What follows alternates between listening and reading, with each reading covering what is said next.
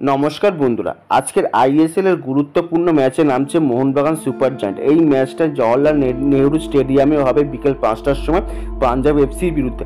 এই ম্যাচটা মোহনবাগানের জন্য অ্যাওয়ে ম্যাচ এবং পাঞ্জাব এফসির জন্য এটা হোম ম্যাচ।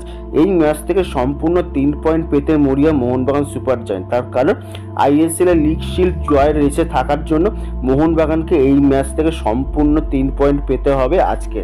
এই মোহনবাগান দল এই মরশুমের আইএসএল শুরু করেছিল ওই পাঞ্জাব এফসির বিরুদ্ধে সল্টলেক স্টেডিয়ামে 3-1 গোলে ম্যাচ জিতে। যদিও সেই পাঞ্জাব এফসি আর বর্তমানে পাঞ্জাব এফসির মধ্যে অনেকটাই ফারাক রয়েছে।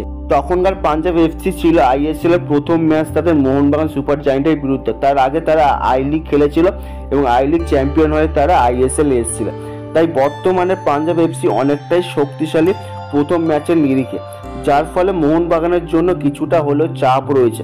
এছাড়া মোহনবাগানের সুপারস্টার প্লেয়ার শাহাল আব্দুল সামাদ এই ম্যাচে তাকে পাওয়া যাবে না, তার চোটের জন্য সে এই ম্যাচ থেকে নেই, এবং কিয়ান নাসেরিকেও পাবে না আজকে এই ম্যাচে। এছাড়াও তাদের কোচ অ্যান্টনিও লোপেজ হাবাসকেও হয়তো এই ম্যাচে নাও পেতে পারে মোহনবাগান। কিন্তু যেটুকু শোনা যাচ্ছে যে আজকে সকালেই হয়তো দিল্লিতে যেতে পারে অ্যান্টনিও লোপেজ হাবাস, যদিও তার শরীরের অবস্থা স্থিতিশীল যদি থাকে তাহলেই সে যেতে পারে। আর যদি সে আজকে সকালে যদি দিল্লিতে চলে যেতে পারে তাহলে অবশ্যই তাকে হয়তো আমরা মোহনবাগান ম্যাচে কোচিং করাতে বা ডাগ আউটে আমরা দেখতে পারি। কিন্তু দেখা যাক, সেটা তো সম্ভব না। কিন্তু অ্যান্টনিও লোপেজ হাবাস টিমের সঙ্গে এখনো অবধি যায়নি।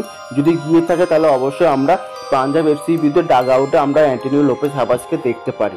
যদিও মোহনবাগান সুপার জায়ান্ট এই ম্যাচ থেকে সম্পূর্ণ 3 পয়েন্ট পাওয়ার উদ্দেশ্যেই তারা দিল্লিতে রওনা দিয়েছে এবং তারা মেন্টালিটিও ঠিক করে নিয়েছে যে যাই হোক এই ম্যাচ থেকে সম্পূর্ণ 3 পয়েন্ট পায়। এবং পাঞ্জাব এফসিকে হারিয়ে যদি 3 পয়েন্ট পেয়ে যায় তাহলে অবশ্যই লিগ শিল্ড জয়ের অনেকটা কাছাকাছি চলে যাবে। কিন্তু লাস্ট যে দুটো ম্যাচ থাকবে, অর্থাৎ আজকের ম্যাচটা বাদ দিয়ে যদি লাস্ট দুটো যে ম্যাচ থাকবে মোহনবাগানের, সেই দুটো ম্যাচেও সমানভাবে জিততে হবে মোহনবাগানকে। এবার দেখা যাক মোহনবাগান কেমন পারফরমেন্স করে। যদি আমরা পয়েন্ট তালিকায় দেখি তাহলে মোহনবাগান 3 নম্বর স্থানে রয়েছে, তারা 19 ম্যাচ খেলে 39 পয়েন্টে রয়েছে। এছাড়া পাঞ্জাব এফসি 10ম স্থানে রয়েছে, তারা 20খানা ম্যাচ খেলে 21 পয়েন্টে রয়েছে। এই পাঞ্জাব এফসিরও একটা সুযোগ রয়েছে সুপার 6-এ যাওয়ার জন্য। প্রথমবার তারা আইএসএল এসছে এবং প্রথমবারই তারা বাজিমাত করতে চাইবে।